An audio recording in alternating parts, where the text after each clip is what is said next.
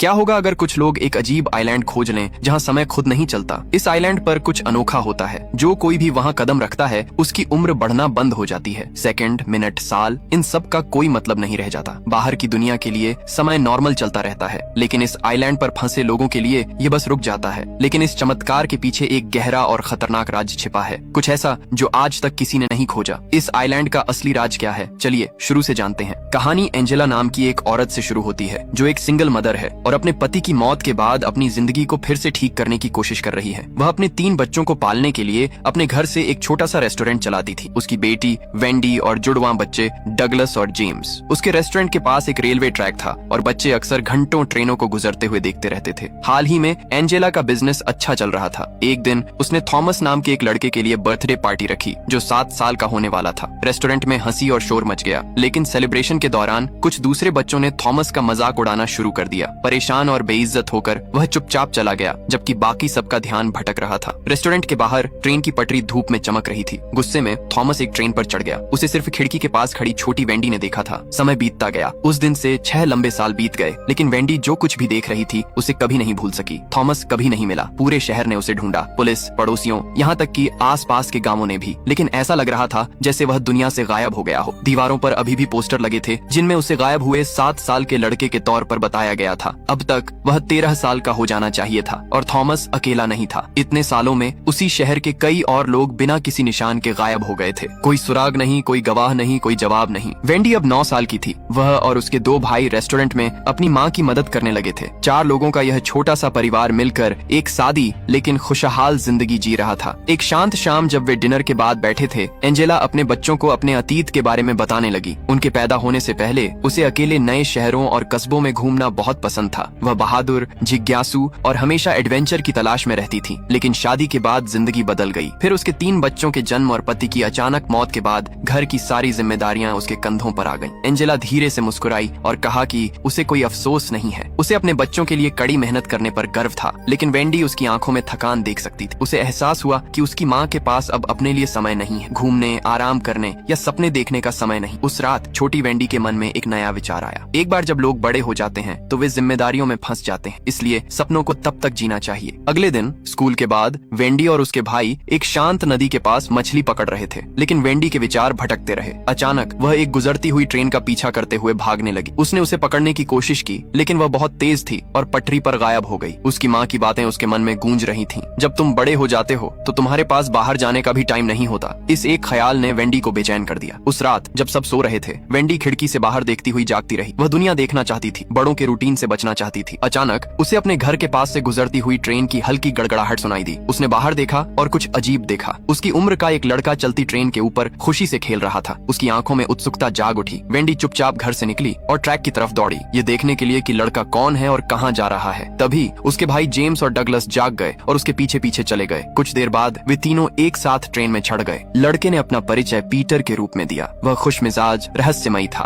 और ऐसे बात करता था जैसे उसे कुछ पता हो जो उन्हें नहीं पता। उसने उनसे कहा कि वह उन्हें ऐसी जगह ले जा सकता है जहां टाइम कभी खत्म नहीं होता, जहां कोई बूढ़ा नहीं होता या दिन के घंटे खत्म नहीं होते। लेकिन पीटर ने कहा, उन्हें मुझ पर पूरा भरोसा करना होगा। ट्रेन अंधेरे जंगलों और चमकदार सुरंगों से तेजी से गुजरी और एक चौड़ी नदी पर बने लंबे पुल पर पहुंची। पीटर उनकी तरफ मुड़ा और बोला, यही रास्ता है। उस दुनिया में पहुंचने के लिए हमें कूदना होगा। भाई बहन हिचकिचाए, लेकिन उनकी जिज्ञासा डर से ज्यादा मजबूत थी। एक एक करके वे चलती ट्रेन से नीचे नदी में कूद गए। वहाँ एक छोटी लकड़ी की नाव उनका इंतजार कर रही थी। एक और लड़के ने जो इंतजार कर रहा था, पीटर और दूसरों को नाव पर चढ़ने में मदद की और चुपचाप नदी में नाव चलाने लगे। धुंधली नदी में सफर कभी खत्म नहीं होता लग रहा था, जब तक कि आखिर में क्षितिज पर एक हल्की सी चमक दिखाई नहीं दी। उनके सामने अजीब रोशनी और हरे भरे जंगलों से ढका एक शानदार द्वीप दिखाई दिया। लेकिन जैसे जैसे वे पास पहुंचे, उनके आसपास के पानी से अजीब सुपरनैचुरल आवाजें आने लगी। धीमी फुसफुसाहटें गहरी गूंज के साथ मिल गईं, जैसे नदी खुद जीवित थी। पीटर ने उन्हें देखा और धीरे से कहा, डरो मत, ये माँ की आवाज है। इस आइलैंड को कंट्रोल करने वाला कोई इंसान नहीं है, ये कुछ बहुत पुराना है। जब वेंडी और उसके 2 भाई आइलैंड पर उतरे तो वे हैरान रह गए। ये बहुत खूबसूरत था। चमकीले हरे पेड़ों, रंग बिरंगे पौधों और अजीब चमकते फूलों से भरा हुआ था। बीच में एक बड़ा ज्वालामुखी खड़ा था। पीटर मुस्कुराया और उनसे अपने पीछे आने को कहा। उसने कहा, यहाँ सिर्फ तुम ही नहीं हो, इस आइलैंड पर बहुत से बच्चे रहते हैं। और हैरानी से इधर उधर देखते हुए चल रहे थे तो दूर एक और लड़का दिखाई दिया। ये नजारा देखकर वेंडी और उसके भाई सदमे में आ गए। ये थॉमस था, वही लड़का जो 6 साल पहले गायब हो गया था। वेंडी को अपनी आंखों पर यकीन नहीं हुआ। थॉमस बिल्कुल वैसा ही दिख रहा था जैसा तब दिखता था। धीरे धीरे सूरज डूबा और आइलैंड अजीब गर्म रोशनी से चमकने लगा। उन्होंने देखा कि वहाँ दर्जनों दूसरे बच्चे इधर उधर दौड़ रहे थे,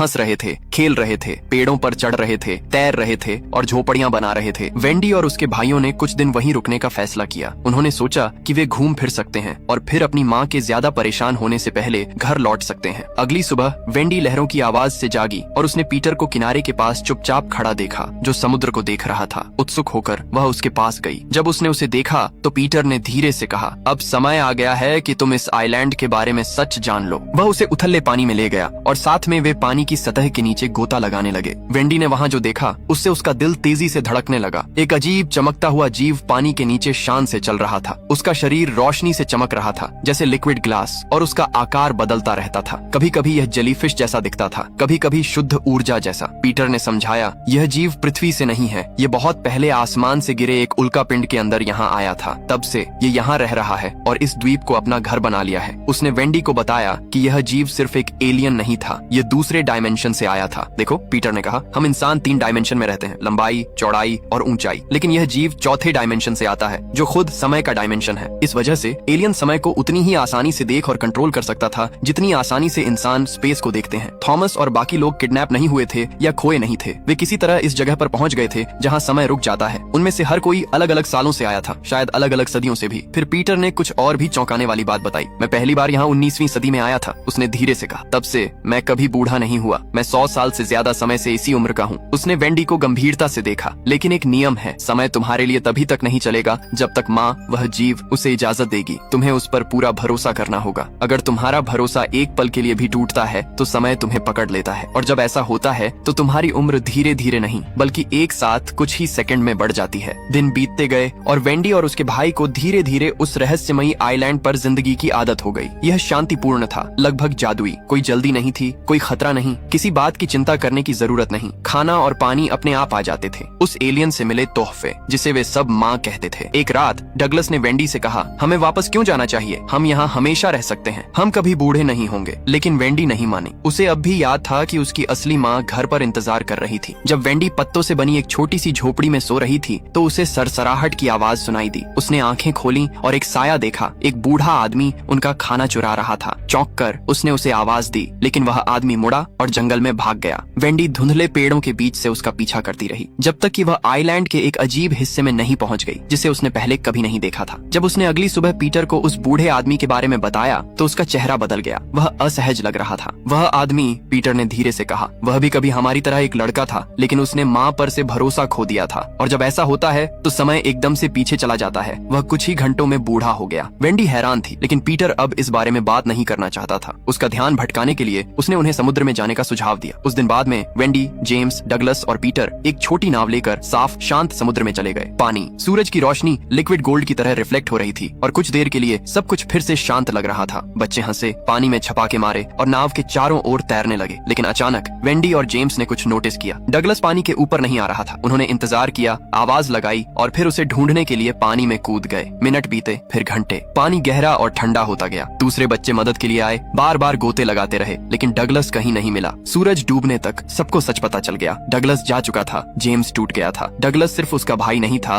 वह उसका जुड़वां भाई था। वे कभी अलग नहीं हुए थे, एक दिन के लिए भी नहीं। अब वह चुपचाप समुद्र को देख रहा था। उसे यकीन नहीं हो रहा था। उस रात वेंडी ने उसे दिलासा देने की कोशिश की, लेकिन उसने कुछ नहीं कहा। अगली सुबह जब जेम्स उठा तो वह चिल्लाया। उसका एक हाथ बूढ़े आदमी की तरह झुर्रियों वाला और ग्रे हो गया था। नसें उभरी हुई थी, स्किन ढीली पड़ गई थी। वेंडी को एहसास हुआ कि क्या हुआ था। डगलस को खोने के बाद जेम्स का माँ पर से भरोसा उठ गया था, और जब भरोसा टूटता है तो समय तेजी से वापस आता है। परेशान होकर जेम्स ने कहा, अगर मैं इसे काट दूं तो शायद यह नहीं फैलेगा। पीटर हिचकिचाया, लेकिन आखिर में कोशिश करने के लिए मान गया, यह कहते हुए कि पहले किसी ने ऐसा करने की हिम्मत नहीं की थी। साथ मिलकर उन्होंने उसके हाथ पर पट्टी बांधी और बुढ़ापे को रोकने की कोशिश की, लेकिन वेंडी डर गई थी। उसे डर था कि घाव में इन्फेक्शन हो जाएगा। उसने तय किया कि उन्हें मदद की जरूरत है, कोई ऐसा जो उसी श्राप से गुजरा हो। इसलिए वह जेम्स के साथ जंगल में चली गई, उस बूढ़े आदमी को ढूंढते हुए जिसे उसने पहले देखा था। घंटों चलने के बाद उन्होंने उसे आइलैंड के किनारे के पास पाया। उसके बाल सफेद थे, उसका चेहरा झुर्रियों से भरा था, लेकिन उसकी आंखें अभी भी तेज थीं। जब वेंडी ने मदद मांगी तो बूढ़े आदमी ने सिर हिलाया और कहा, मेरे साथ आओ। वह उन्हें आइलैंड के दूसरी तरफ ले गया, एक ऐसी जगह जिसके बारे में पीटर ने कभी जिक्र नहीं किया था। वहाँ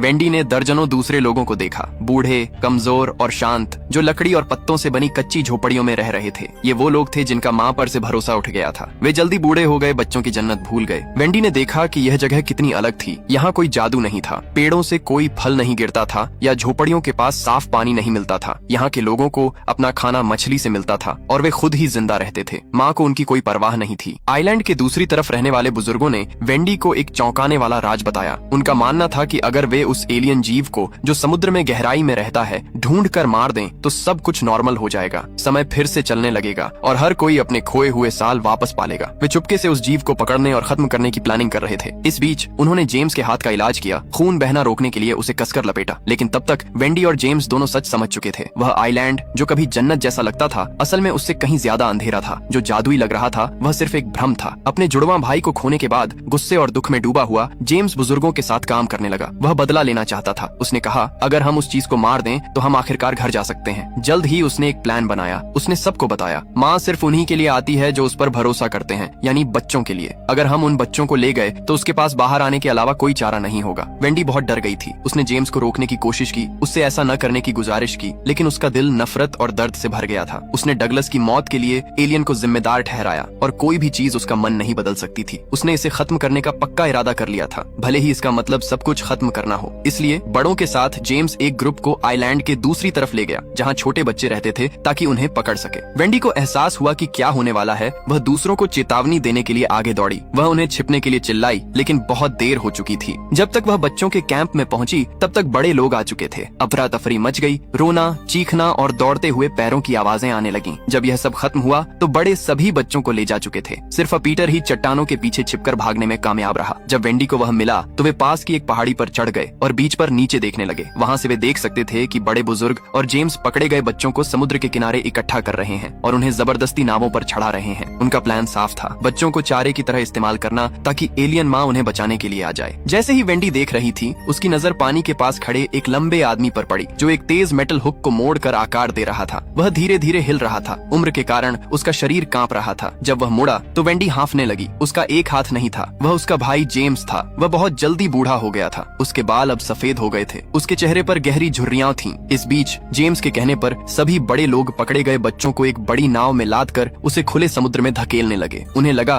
कि इससे आखिरकार एलियन माँ को आना ही पड़ेगा। ऊपर चट्टानों से पीटर वेंडी की ओर मुड़ा और अर्जेंटली कहा, हमें उन्हें रोकना होगा। बहुत देर होने से पहले हमें सबको बचाना होगा। बिना एक सेकंड बर्बाद किए दोनों एक छिपे हुए जंगल के रास्ते की ओर दौड़े, एक शॉर्टकट जो सीधे बीच पर जाता था। जैसे ही वे पेड़ों के बीच से भागे वेंडी अचानक रुक गई। दूर कोई ऐसा खड़ा था जिसे उसने कभी दोबारा देखने के बारे में नहीं सोचा था। डगलस जिंदा और सुरक्षित। उसकी आंखों में आंसू भर आए जब वह उसके पास दौड़ी और उसे कसकर गले लगा लिया। डगलस ने बताया कि जिस दिन वह पानी में गायब हुआ था वह पानी की धारा में बहकर आइलैंड के दूसरी तरफ चला गया था। वेंडी ने जल्दी से उसे सब कुछ बता दिया जो हुआ था। उसने कहा, वे तीनों उस डॉक की ओर बढ़े जहाँ नाव रुकी थी। जब वे पहुंचे तो डेक खाली लग रहा था। सावधानी से वेंडी और डगलस नाव पर चढ़े और डरे हुए बच्चों को खोलने लगे। लेकिन जैसे ही उन्होंने आखिरी वाले को आजाद किया उन्हें अपने पीछे भारी कदमों की आहट सुनाई दी। बड़े बूढ़े लौट आए थे। इससे पहले कि वेंडी या डगलस कुछ कर पाते उन्हें पकड़ लिया गया और उनके लीडर की ओर ले जाया गया। जब वे डेक के सामने पहुंचे तो वे स्तब्ध रह गए। एक कमजोर बूढ़ा आदमी परछाई से बाहर निकला। उसकी पीठ झुकी हुई थी, चेहरे पर गहरी झुर्रियां थीं और उसके हाथ में एक मेटल का हुक चमक रहा था। वह जेम्स था। उसने उन्हें हैरानी से देखा। उसकी आंखों में आंसू भर आए। डगलस को जिंदा देखकर वह पूरी तरह टूट गया। तुम जिंदा हो? उसकी आवाज कांप रही थी। इतने समय से मुझे लगा कि तुम चले गए हो। लेकिन फिर उसका दुख गुस्से में बदल गया। तुम्हारी वजह से मैंने सब कुछ खो दिया, वह चिल्लाया। वेंडी ने उसे शांत करने की कोशिश की लेकिन जेम्स बहुत खोया हुआ था। उसका प्लान पहले से ही चल रहा था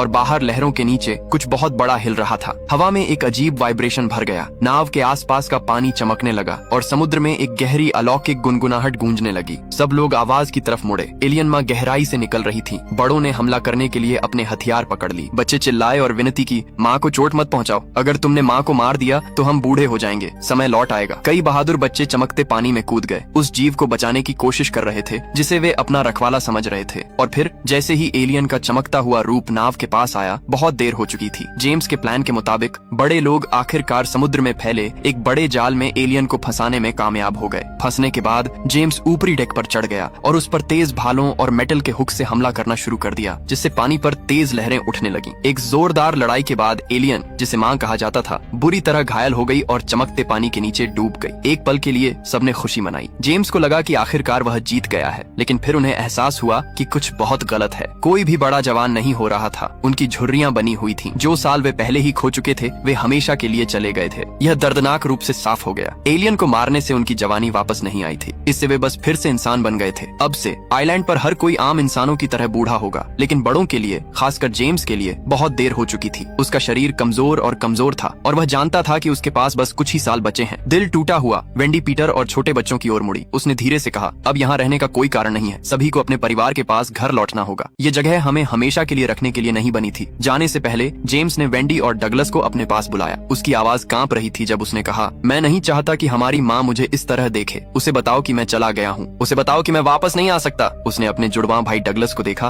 और उदास होकर मुस्कुराया। तुम हमेशा सबसे मजबूत थे। अपनी जिंदगी अच्छे से जियो छोटे भाई। यह कहकर जेम्स ने अलविदा कहा। उसने बाकी दिन शांति से बिताने के लिए आइलैंड पर दूसरे बचे हुए लोगों के साथ रहने का फैसला किया, उस दुनिया से बहुत दूर जो उसकी कहानी कभी नहीं समझेगी। वेंडी, डगलस, पीटर और बाकी बच्चे आइलैंड छोड़कर घर लौट आए। उनमें से किसी ने भी वहाँ क्या हुआ इस बारे में कभी बात नहीं की। वे जानते थे कि कोई भी उन पर यकीन नहीं करेगा कि एक ऐसी जगह भी है जहाँ समय खुद रुक गया है। साल बीत गए। वेंडी बड़ी हुई, शादी की और माँ बनी। एक रात अपनी छोटी बेटी के पास बैठकर उसने उसे एक रहस्यमयी आइलैंड की कहानी सुनाई जहाँ समय